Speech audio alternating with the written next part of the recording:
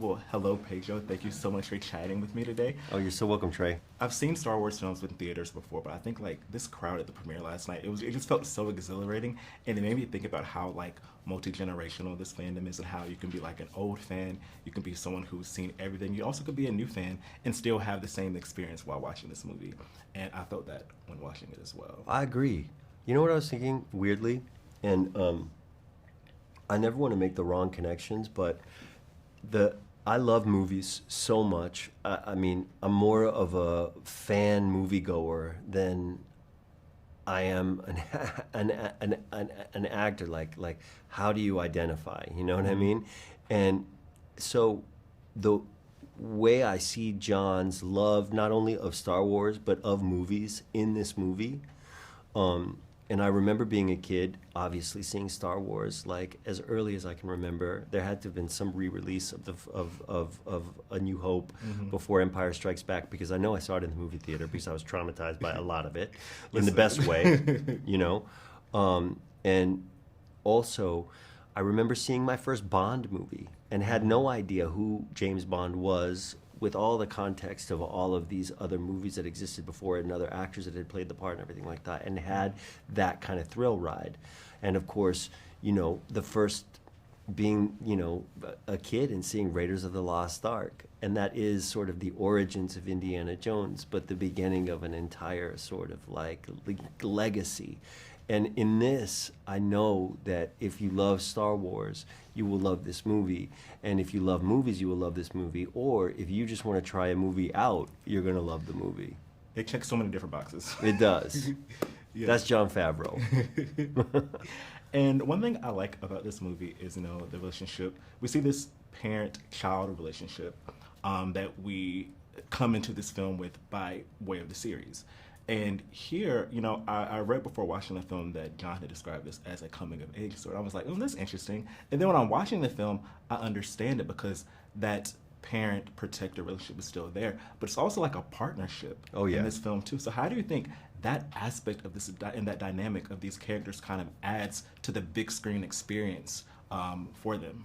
Well, you know, it is a total partnership. Grogu is his adopted child. And I think that behind them being on these like thrill ride mission adventures together is something really kind of sweet and heartbreaking, in that like Mando existentially is so afraid of the fact that Grogu is inevitably going to outlive him. And will he be safe without him? Yeah. Will he teach him enough for him to be able to protect himself in this world? And then in this kind of like semi-fixation of protecting his son, you come to realize that he needs Grogu more than Grogu needs him. The love is equal, but the need is there can be, let's say, an evolution of that dynamic, you know? Yeah, for sure. I don't want them to wrap you up. And I know, you know, the time is just fine. The time is just fine.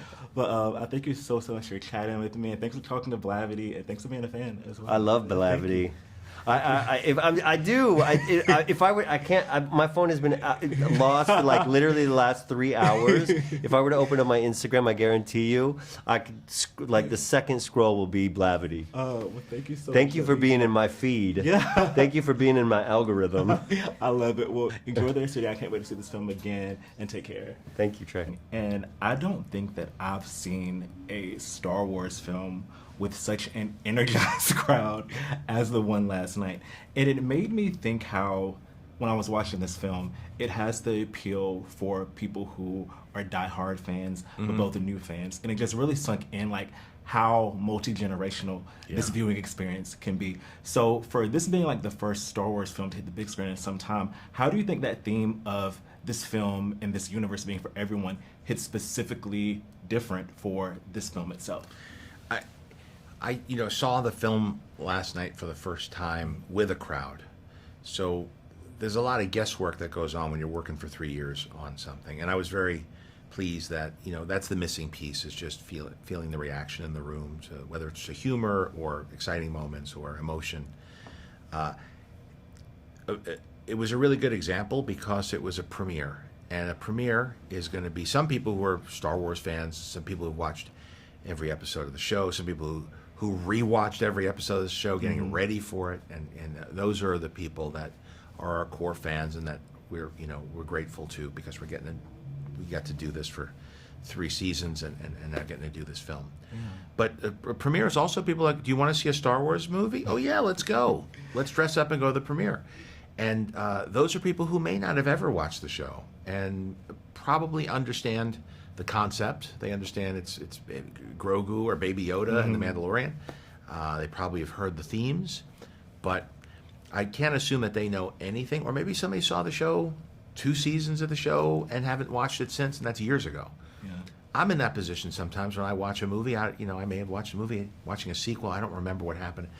So you want to tell a story that's relatable enough, and it was nice to see it with a group of people because they were following along, they were cheering, they were feeling all the things we wanted them to feel. And I think it's because of the first movie in almost 7 years. You have to assume that there's a whole audience out there who wasn't old enough. If they're 11 years old now, 7 years ago, they weren't old enough to go to the movie theater. Yeah.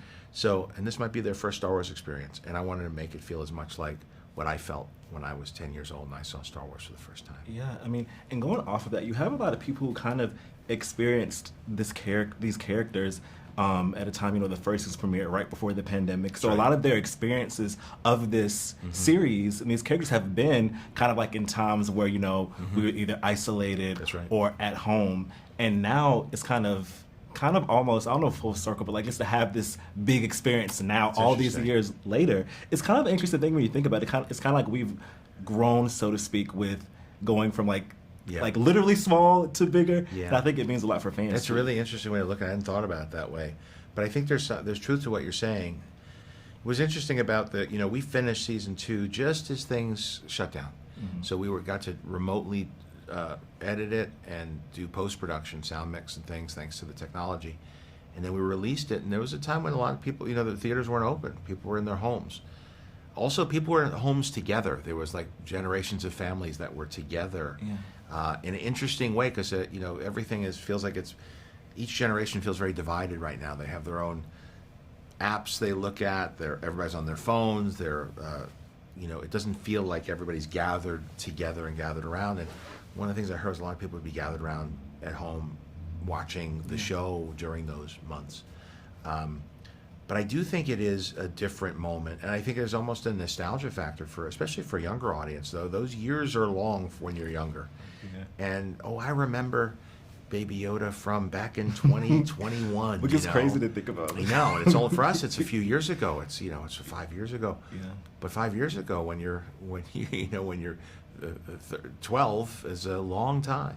Yeah. So I think there is something to that, and it definitely does feel like a celebration for us. It felt very important to me in marking as I watched the film in that context, because yes, here we are, always wishing we had been on the big screen, always wishing we could do set pieces like this, and now with characters that people are at least familiar with, maybe just from social media, but these are characters that people have an attachment to, and all of those as a storyteller, to have to not introduce and enthrall an audience with a character all within the course of 2 hours, introduce them to this character and pay off a story, to have characters that already have weight with them, but yet not be a sequel or a remake of it, So it's an interesting waters to navigate.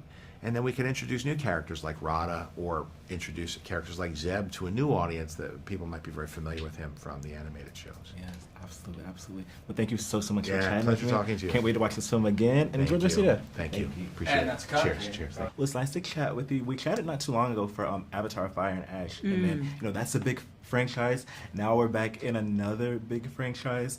I think that you being in a Star Wars film just makes perfect sense. I think it's the most perfect thing in the world. And I've been thinking about how, I feel like this could have happened, many years ago. It couldn't happen like 10 years ago. But I feel like it's interesting it's happening now in the time we're in, where we're having The Mandalorian out. So for you, why do you think this is the perfect Star Wars project for you to join when quite frankly, I think you could have been going to any point of the timeline and been such a huge asset to the universe.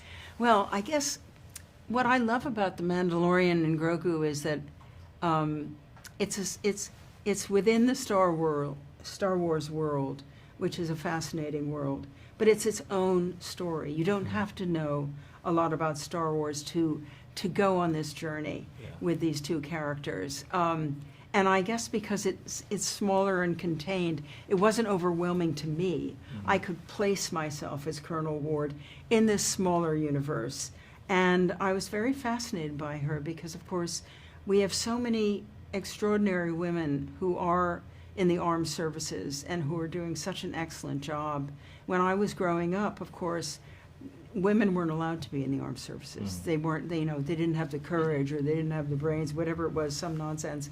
And so to be able to finally play someone who's not just, someone who doesn't give up, but someone in this position of having to make quick judgments about things and people, and take responsibility for this base in this fledgling republic.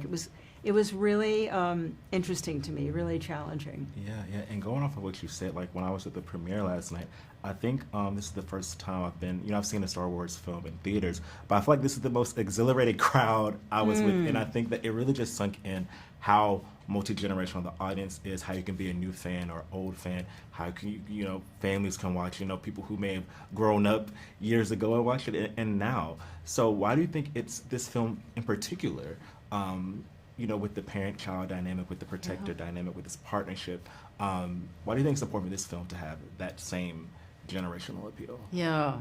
Yes, in a way, it reminds me of the movies and stories I loved growing up, those sort of Saturday matinee ideas where you follow a lone hero and a sidekick.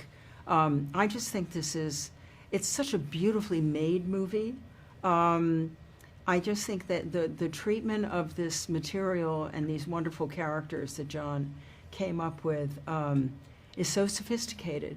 And in IMAX, I just feel it's the perfect movie to take us all away from our troubled planet and remind us of all these important values of loyalty and courage and doing what you say you're going to do. Yeah. I just think it really feels like a movie that can bring us all together now. Yes, absolutely. Well, thank you so much for chatting with me. I can't wait to see this film again and enjoy the rest of your day. Thank you.